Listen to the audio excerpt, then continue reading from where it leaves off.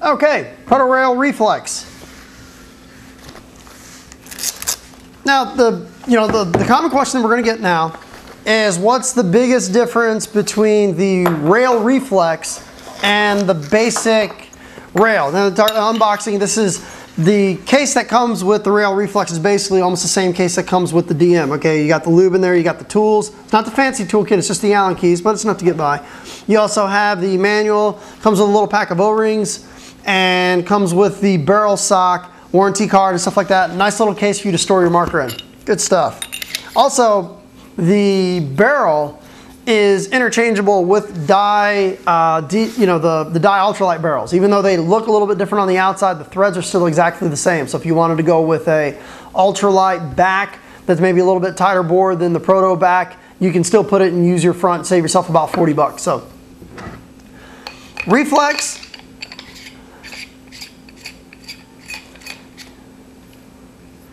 Biggest thing, probably about the biggest thing, the difference between the reflex and the standard rail is going to be the cosmetics. The reflex has got a little bit more aggressive lines.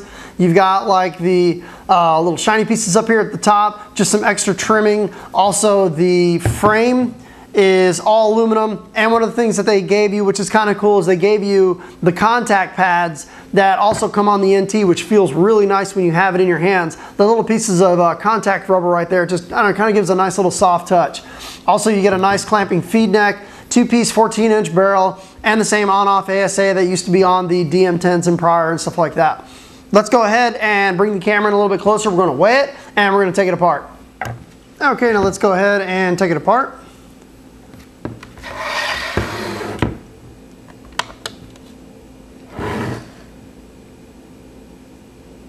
I'll turn on the scale here. There we go.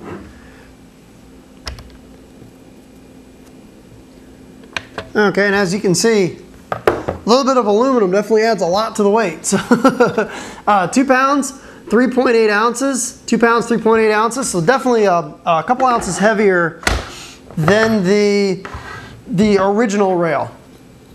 Let's go ahead and take the bolt apart. Now, the reason why I'm not taking apart the Hyper 3 is not because I don't know how. A lot of people have complained that my videos are a little too long, so I'm trying to shorten the time as much as I can. If you have a Hyper 3 regulator and you would like to see how to take it apart, search on the YouTube channel Hyper 3 maintenance video, and you'll see how to take it apart. It's very simple. What you do is just basically slide this part down, grab this with a pair of pliers, take the big Allen key, I believe it's the 3/8, you can pop the top cap off, out comes the piston, lube it, put it back together in, very simple. So, let's go ahead and remove the two-piece barrel.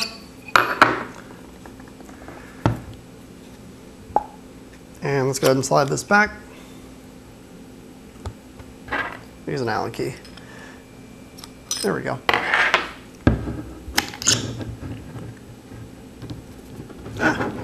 Put this and get this out.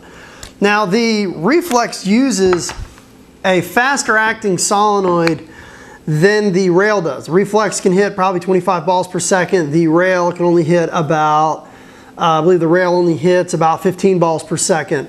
The reflex operates at a dwell, I believe, of 18 milliseconds. So it's going to shoot a little more traditionally like the classic rail or like a DM. Basically, that shoots kind of like a DM, but with the LPR cranked up a little too high. Not exactly a bad thing, but you definitely feel if you shoot this gun versus a DM, you're definitely going to notice the DM being a little bit smoother. And the reason why is because it has an LPR on the DM versus the reflex does not, so you can do a little bit more fine tuning. But as you can see here, it's basically the same bolt that we saw, basically almost identical to the same bolt that we saw in the rail. You can see the massive bolt bumper here that's here in the front. Definitely helps add to a little bit of a smoother shot than a smaller bolt bumper. Just a little bit more vibration absorption when the bolt slides forward.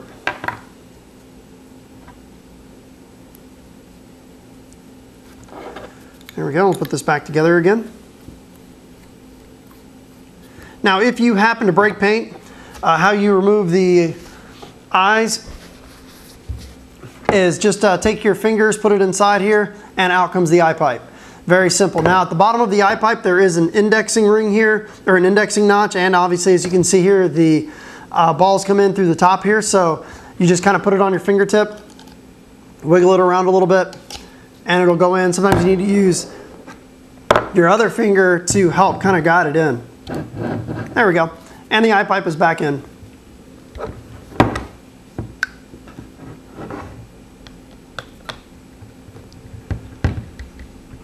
We'll go ahead and slide this back into the gun.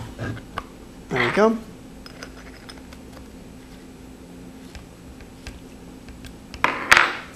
Okay. And that's how you basically take it apart. You want to check out how to take apart the Hyper 3? Just go check out the Hyper 3 maintenance video. Very, very simple. So let's go ahead and go out and do an efficiency test and come back for the conclusion. All right, about to do the efficiency test on the Reflex. And you see on the gauge, I believe we're sitting about 4,600 PSI. And let's go ahead and take a tank temperature reading. And we're sitting at about just under 90 degrees. And now we'll do is we'll get our chronograph here.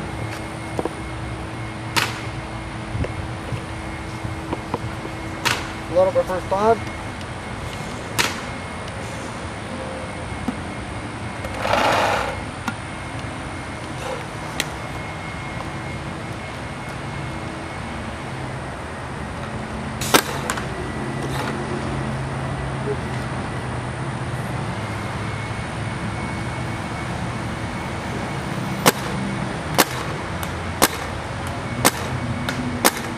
Okay, let's turn that up a little bit. It's sitting at about 270.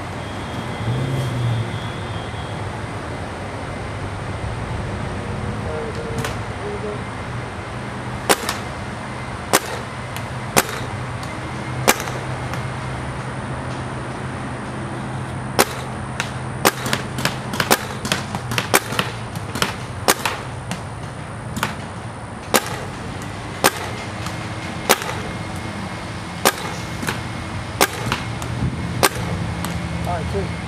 There you go.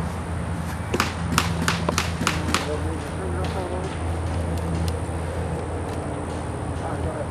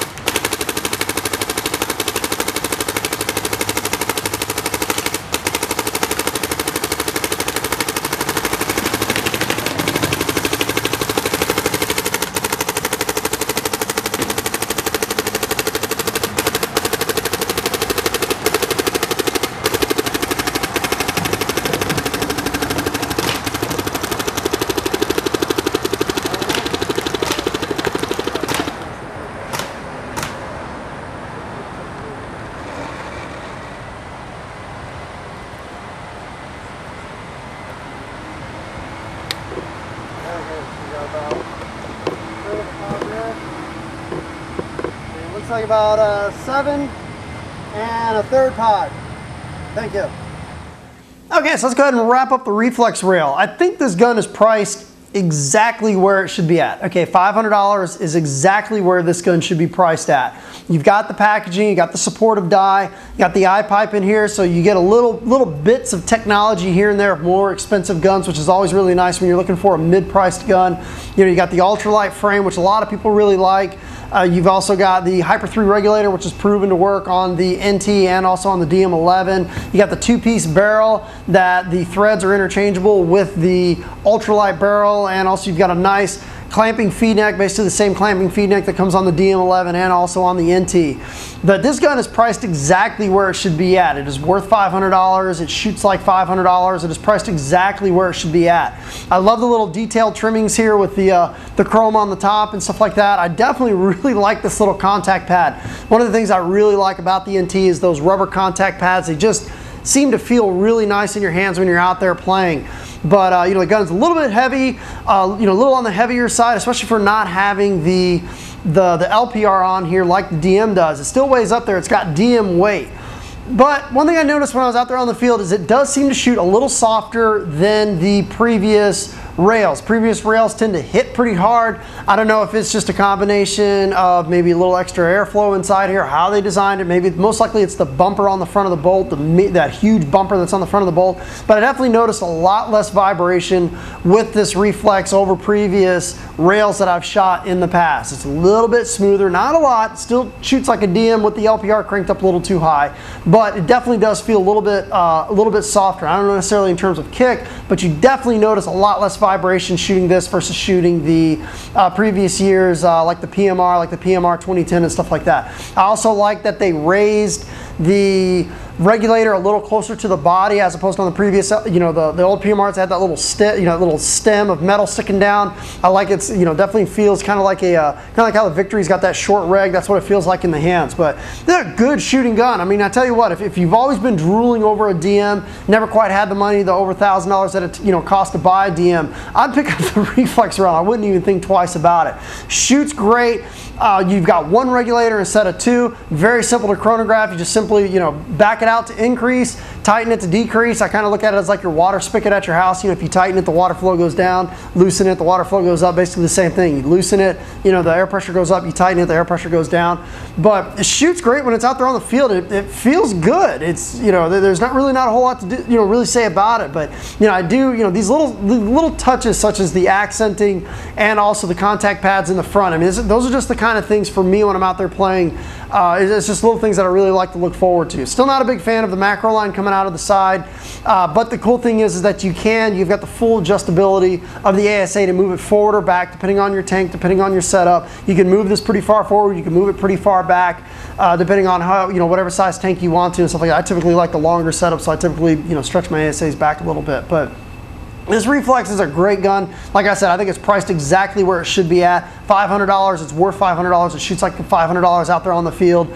And, you know, I didn't have any broken paint with the gun. We shot about 5 cases through it, including the efficiency test, and it performed great the whole time we had it. So $500, definitely a Reflex rail. This is a very, very good gun. And it's definitely going to put a, you know, definitely goes right up there and competes against the E-Tech 3 in terms of a good $500 shooter. You know, if you want a gun that's a little bit quieter, feels like a DM, go with the Reflex. You want the efficiency of a, you know, of the Poppet, go with the E-Tech 3. But for a spool valve gun for $500, this is a great deal. Thanks for tuning in.